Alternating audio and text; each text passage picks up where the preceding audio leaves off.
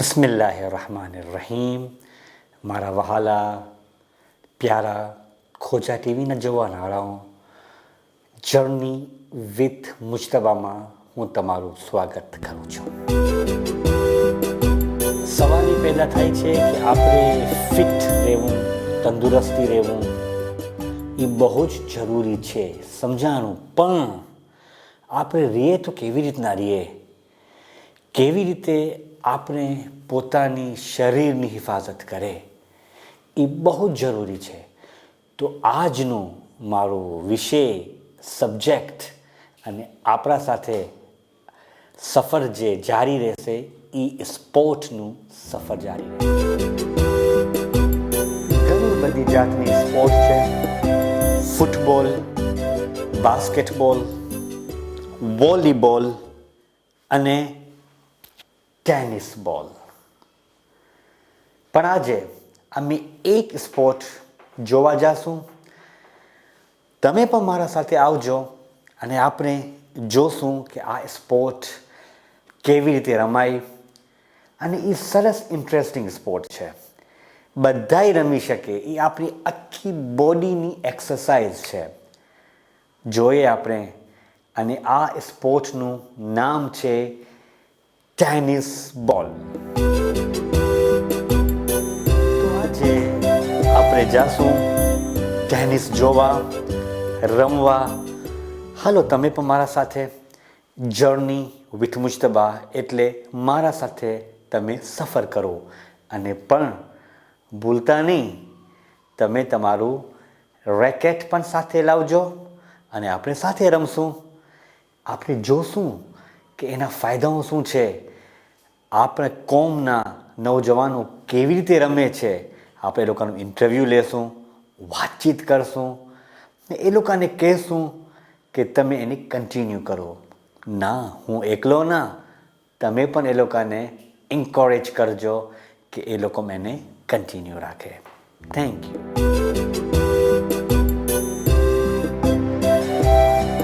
Journey with મુજતબામાં ફરીથી તમારું સ્વાગત છે.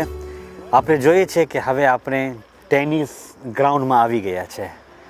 થોડીક વારમાં આપણે ટેનિસ રમશું. પણ ટેનિસથી પહેલાં શું કરવું જોઈએ આપણે જોઈએ. હાલો પ્લીઝ મારા સાથે તમે પણ આવો. ઓહો, કેમ તમે ઊભા થઈ ગયા? હાલો ને પ્લીઝ. જર્ની વિથ મુજતબામાં સાથે સફર કરે. યસ, આવો.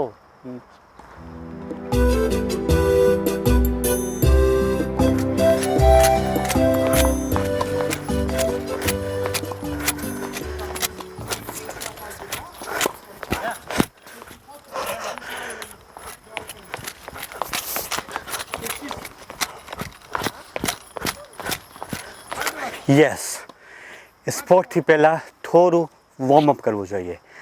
બોડી આપણી રિલેક્સ થઈ જાય. આપણે કે પુશઅપ કરવું જોઈએ. આપણે જમ્પ તો કર્યા, હવે આપણે થોડું જરાક પુશઅપ પણ કરે. પછી જાણે બોડી રિલેક્સ થઈ જાય, પછી આપણે રમશું. તો બોડીને વોર્મઅપ કરવું જરૂરી છે. કોઈ દિવસ પણ સ્પોર્ટ પર જાણે રમો તરત જ તમે ન ગરી જાઓ. થોડો હાલો, થોડો ભાગો, પછી આપણે સ્પોર્ટ રમશું.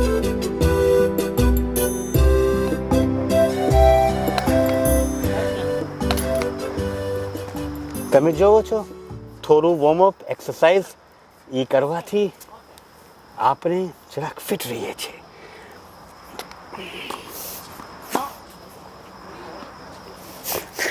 એ થઈ ગયું થોડી ઘણી. એ તો હું થોડું કર્યો, કારણ કે બીજું તો તમે કરવાનું છે.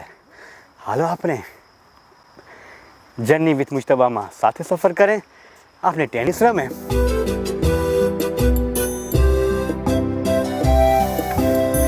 એ છે રેકેટ. હવે વખત આવ્યો છે ટેનિસ રમવાનું. બોલ બી આપણા પાસે છે. એક્ઝેક્ટલી એ છે આપણો બોલ. આપણે હવે ટેનિસ રમશું. કેમ ટેનિસ રમાવાય? ટેનિસ એમ આપણે અહીંયા આવ્યા છે ટેનિસ ગ્રાઉન્ડમાં. તમને ખબર છે અમે શું કામ આવ્યા છે? એકચ્યુઅલી અમે જોવા કે એ લોકો કેમ રમે છે. આપણા મોમીનભાઈ અહીંયા મોજૂદ છે, એ લોકો રમે છે. તમે થોડીક વારમાં જોશો એમને, આપણે મુલાકાત કરશું. હવે આપણે એ લોકોને સવાલ પૂછે તો શું પૂછે તમે મને કહેશો પ્લીઝ? આઈડિયા આપણે એ લોકોને પૂછે કે તમે અહીંયા કેટલા વર્ષથી રમો છો? ટેનિસ તમે શા માટે રમો છો? બીજા કેટલાય સ્પોર્ટ છે, તમે કેમ આ ટેનિસને તમે ચૂઝ કર્યા છો? એ બધું સવાલ હું તમે કહું છું. પણ પ્લીઝ તમે એ લોકોને કહેજો નહીં કે હું આ બધું એ લોકોનું ઇન્ટરવ્યૂ લેવાનું છું. સિક્રેટ. Okay, thank you. હાલો હવે આપણે જોઈએ કે એ લોકો રમે છે કેમ. એક્ઝેક્ટલી હું બી જોઉં છું, તમે બી જોવો મારા સાથે પ્લીઝ.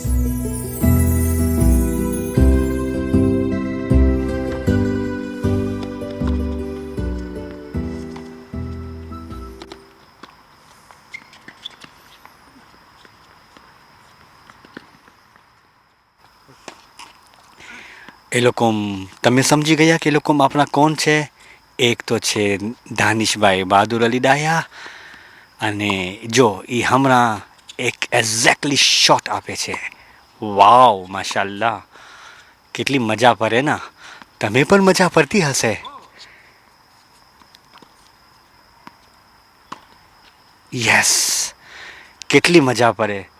ઇન્સાન કેટલું ફ્રેશ મહેસૂસ થાય.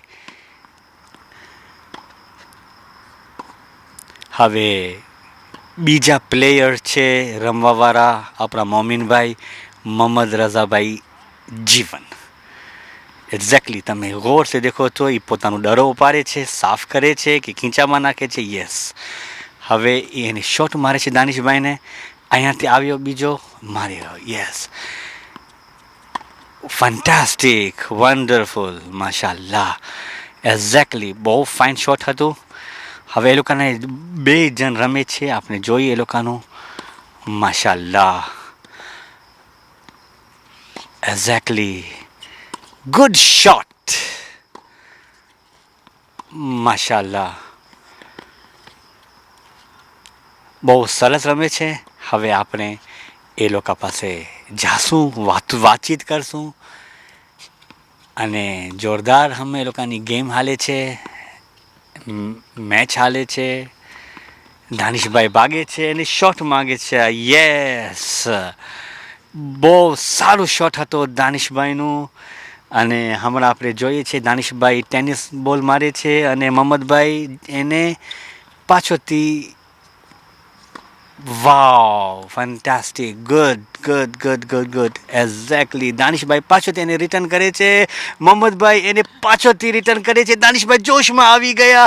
મોહમ્મદભાઈ એને ગોલ માર્યા. દાનિશભાઈ ભાગે છે. મોહમ્મદભાઈ નથી પકડી શક્યા. એક્ઝેક્ટલી